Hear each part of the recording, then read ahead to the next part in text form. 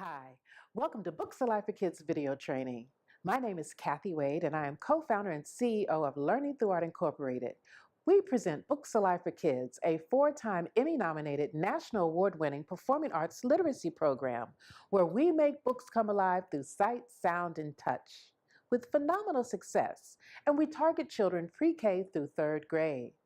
We're thrilled that you're with us for this particular training of our book, Our Moon. We'd like to start by showing you what exactly comes in a book box. Well, for this particular book box for Our Moon, we will provide our book, we will provide our vocabulary words and an O-ring so that you can create your classroom ring of words. We'll also provide our study guide, which is aligned to the Common Core, and I'll talk about that in just a second. And then we provide you with enough craft materials for 24 children.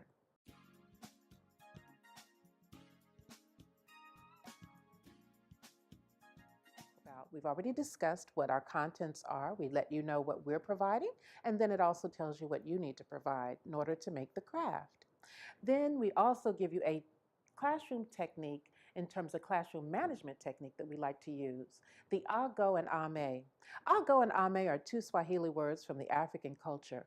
Ago means, are you ready to listen? That is your word as the leader of the group.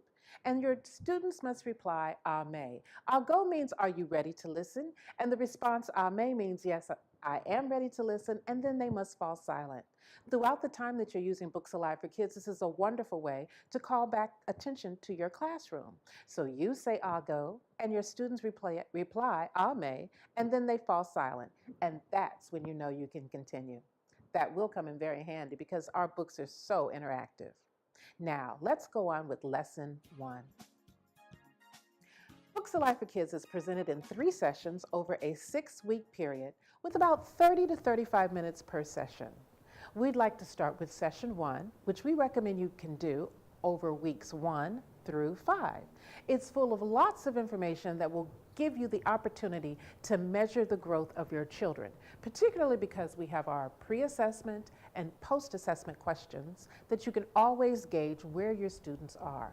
So when you look at Session 1, it's all about the reading and the language and the vocabulary lessons that we provide in the study guide for you to use with your classroom or the students that you're working with. The first thing you'll see is our pre-assessment questions. That's to give you a pulse as to where your children are before you begin the program. Then we give you a pre-reading discussion, topics, questions, comments that you can use to set the story up. Then we give you a brief story summary so that you know what the book is all about. And then you actually read the book. You can either read it to your students or tell the story to your students utilizing the photographs. Then once you've told the story, you have your post-assessment questions that you can then measure in terms of how much did they pick up, and your post-discussion. It's always a wonderful way to make sure that your students are understanding what is being read to them and the action in the story as it goes along. After that, we give you vocabulary activities because we know that reading is very dependent upon growing vocabulary. So we have vocabulary activities for this particular book, and we look at metaphors and similes. Wonderful activity for the lessons in terms of reading, vocabulary, pre, post, and reading discussion so that you can always remember the story Our Moon and how it will tie into the subsequent sessions that you're about to learn about. All of our study guides always come with pre and post questions, assessment questions, because we want you, the leader of the group or the teacher, to make sure that you're able to measure where your students are in the process of learning and understanding the message and the story in the book, Our Moon. So we will always give you pre-assessment questions so that you can ask them before you start even touching the story so you can see where they are. Then we give you pre-discussion questions before you even read the book. A story summary so that you are familiar with what the story is completely about, followed by pre-discussion questions once again. And that's when you then take the opportunity to read the book. You can read the book or you can tell the story. It's entirely up to you depending on the age of the children that are in front of you. Once you've read the story, then you can go to your post-assessment questions. You can utilize those to see where your students are once you've read the questions. In other words, what they knew before you read it and what they now know after you've read the story. We always recommend that no matter what session you're doing with Books Alive for Kids, you always start with the book. Review the book first because you want to tie every activity back to the book Owl Moon and the importance of reading. Once you've done all those, once you've read the book, you've done your pre and post assessment, and keep in mind you can do the pre and post assessment questions throughout the entire 6 weeks that you're utilizing this program. Keep in mind that each session can run about, we recommend 30 to 35 minutes. And the sessions for session 1 can be done from weeks 1 through 5 because it's so rich in vocabulary and language and making sure that you can see the growth of your children. The other part in session 1 are our vocabulary activities. In this particular study guide, we are looking at similes and metaphors, a wonderful thing that students need to have in their vocabulary as they are building their reading skills. Once you've completed sessions 1, keep in mind that you can utilize this information from weeks 1 through 5, telling the story over and over again and being able to measure where your students are by utilizing the pre-assessment and post-assessment questions. And now, let's go to session 2, our art activity.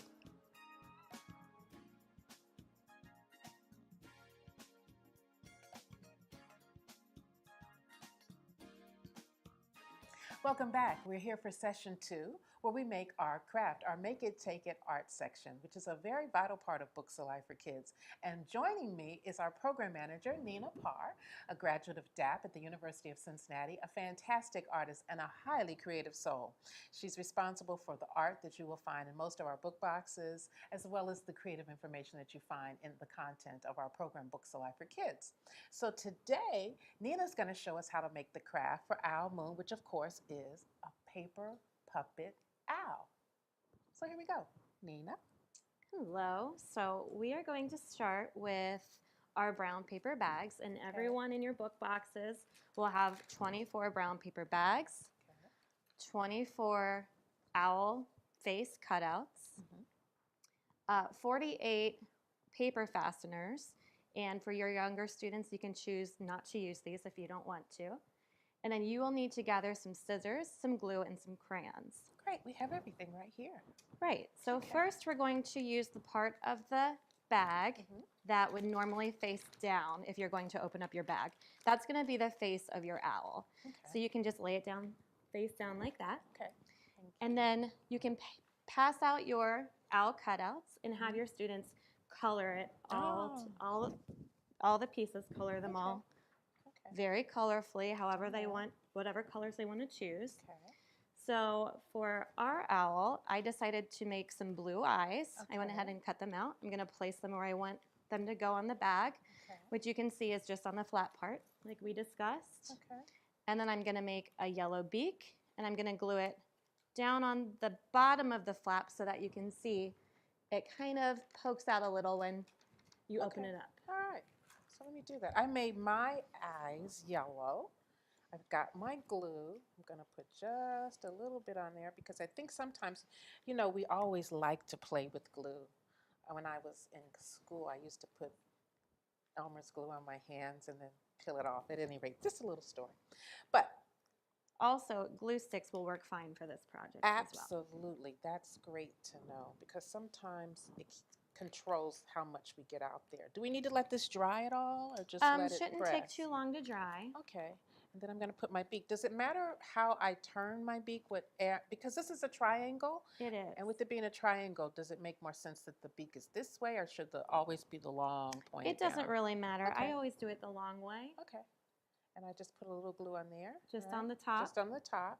And I'm going to position this so that it is a little It hangs over the bottom just a little. The bottom. I got it. There you go. So now we can do our wings. Okay.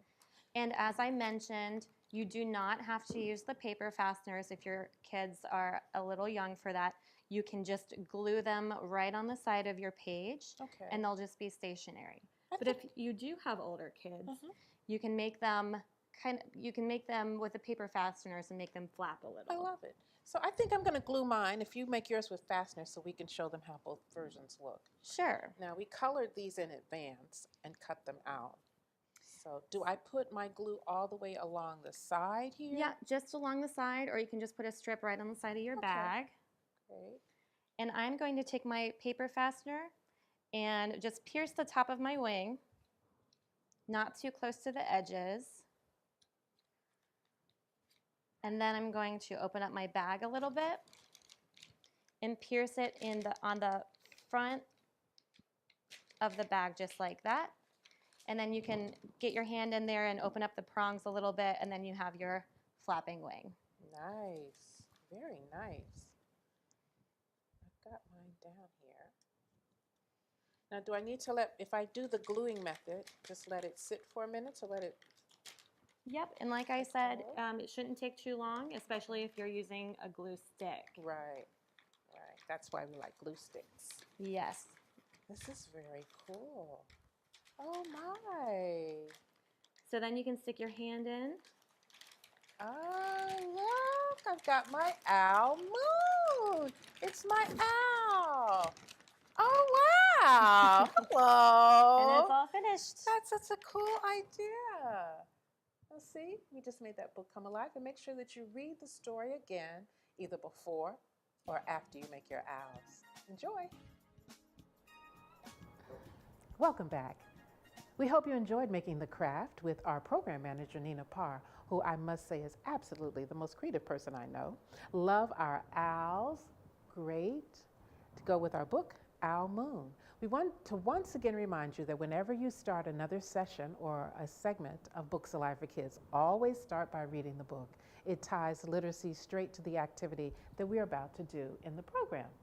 Now, we want to bring a few more things to your attention in our study guide. As you know, our study guides always have a fact sheet based on the topic of our book. So in this particular book, Owl Moon, we have a fact sheet all about owls. So we want you to be able to utilize that in your classrooms or with your group.